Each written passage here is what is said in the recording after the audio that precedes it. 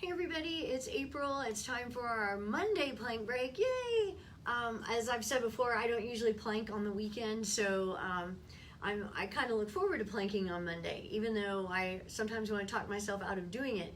So today we're going to jump right in. I'm going to do half on my forearms and half on my hands.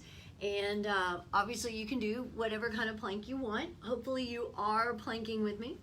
So setting it up, forearms out in front of you, wrapping your hands around your biceps so you know you have the right distance for your grip or for your arms. And then hands can come out in front of you. You can bring them flat. You can interlace your fingers, which is what I usually like to do.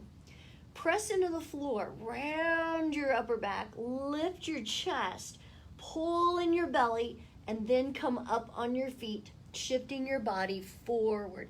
Remember, you want to make sure you don't have your butt sticking up in the air. You want a nice long plank.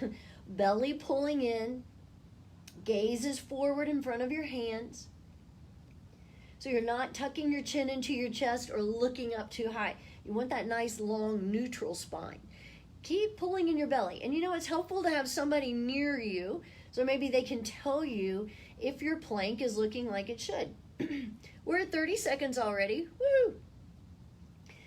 And I have to remind myself frequently, pressing into the floor, pulling in my belly, pressing my heels back. And that's one way you activate your legs, which makes plank is more than just your arms, more than just your shoulders. It's your whole body. You're working your legs, you're working your belly in particular. Is such a great pose for increasing your core strength.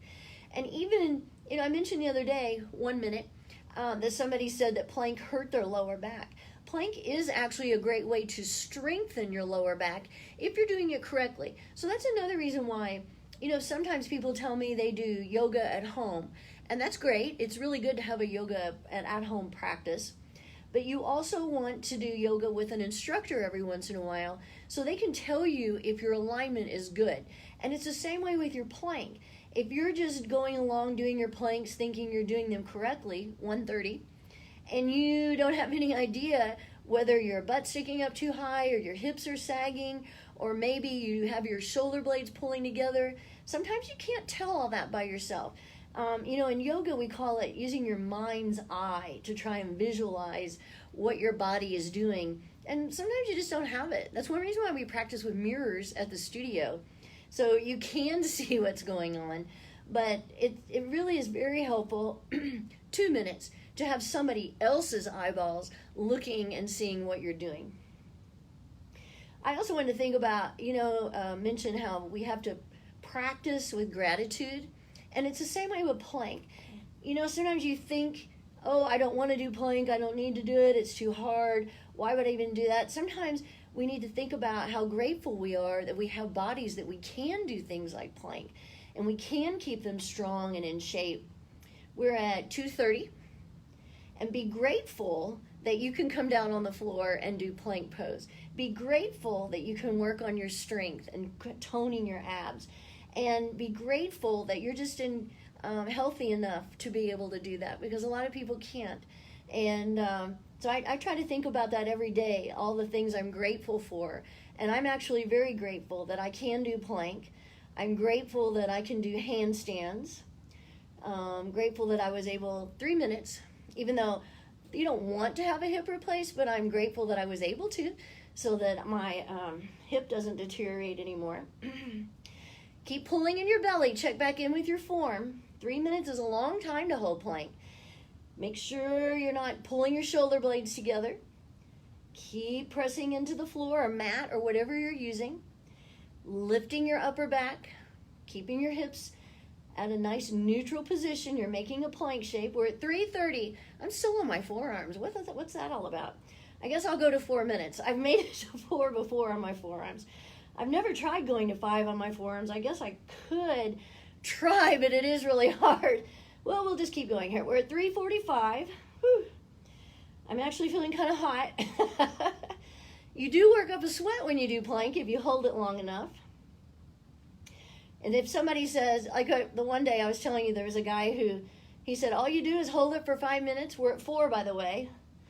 And I thought, all we do, just, this is a workout. I mean, I'm feeling it in my shoulders right now. Wow-wee. 4:15. You think I can hold it for 45 more seconds? I've never held it for 5 on my forearms. This could be the day. Keep pulling in your belly, pressing your heels back. Oh, I wish I could hear a good song right now. That would help a lot. 4:30. Nicole says to rock back and forth, and that helps. I don't know if it does or not right now. My knuckles are getting white from clenching my hands together. Oh my goodness, this is a lot. I'm just determined though. This is where sometimes it's mind over matter. My legs are shaking, my belly, I'm pulling in, pressing my forearms into the floor. Oh my gosh, I got 5 more seconds. I can do this. I'm gonna do it. Look at me. Wow-wee. 5 minutes. Oh my gosh. Oh, yeah. Okay, I don't know where you are or what you did for your plank. That was a lot. That was a big one. Oh my gosh. But look at what I did. I've always gone into it thinking I would never be able to hold it on my forearms for 5 minutes. And I just did. So it just goes to show, if you keep doing it, keep practicing, keep holding your plank a little bit longer every day, you are going to do it. And you'll eventually get to where you can hold it on your hands or your forearms for 5 minutes as well. And I'm a little out of breath, so I will check back in with you tomorrow for another plank break. See ya.